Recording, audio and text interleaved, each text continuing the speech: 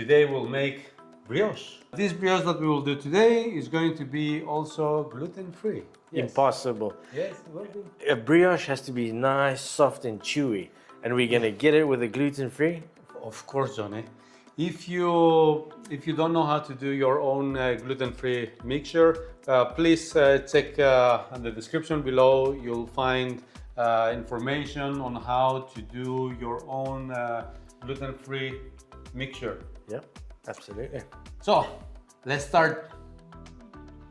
So we need to hydrate the psyllium. Psyllium is the secret, or let's say the superstar in bread making, gluten-free bread making, because it mimics the gluten. So we take the psyllium and we mixing it inside the water. The water should be at around 25 degrees.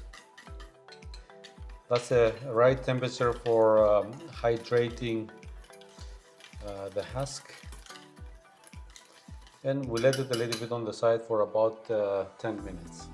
Meanwhile, while you're waiting for the psyllium to create jelly, I put the milk in a bowl together with the egg yolk and the sugar, and I mix it. What I want to succeed here is just for the sugar to melt inside the liquid.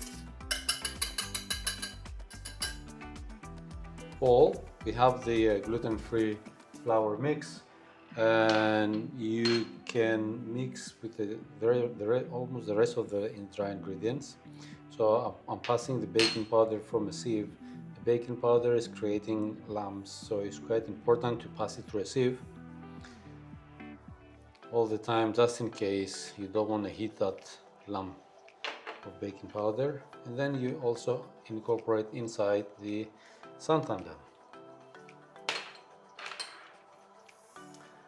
I'm putting the mixture, the gluten-free flour mix, on the table. You can also use the same bowl in order to create kind of like a crater on the table. Now look at this. The husk already created jelly, huh? So this jellification here is going to be the one that mimics the gluten. And we're adding also the egg and sugar and milk mixture. And also the yeast. The yeast that we are using is fresh yeast, so you can see it's like a clay, so you don't really have to melt it inside the liquid. You could put it inside the liquid, but it will melt also inside the mixture. If you are using though dry yeast, definitely you need to soak it a little bit inside the liquid, right?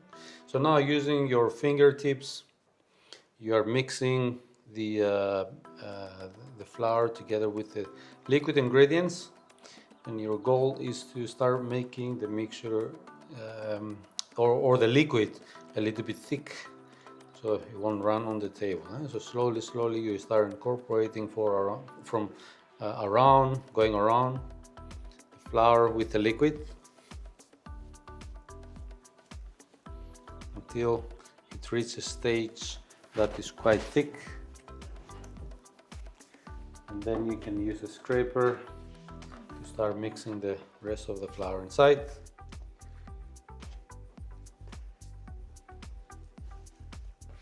Now that you form a dough, you are sprinkling in the salt. The salt, you don't want to add it from the beginning, because if it comes in contact with the yeast, it's going to kill the yeast. So we always avoid to add the salt from the beginning. So after 5 minutes of mixing, I wash again my hands, and the dough should look like that. And you're basically scooping it, right? So you use your palm here to squeeze the dough and scoop them.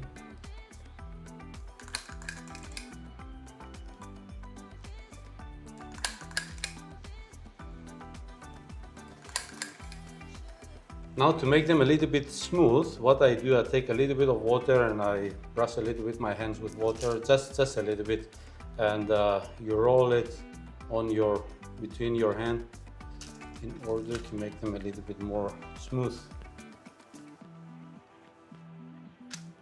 If you see that it started getting too sticky, then you should put a little bit more water on your palm.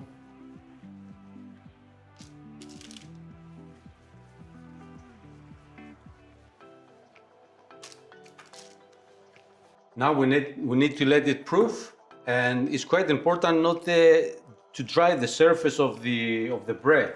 So usually you can cover it, but sometimes when you're covering it, it sticks on the plastic. So what I do, I put it inside the turn off oven, obviously, with a bowl with warm water. So the water will create a nice humid, a nice moist environment inside the oven. And on top of that, I have one mat that usually you're using it for terrariums.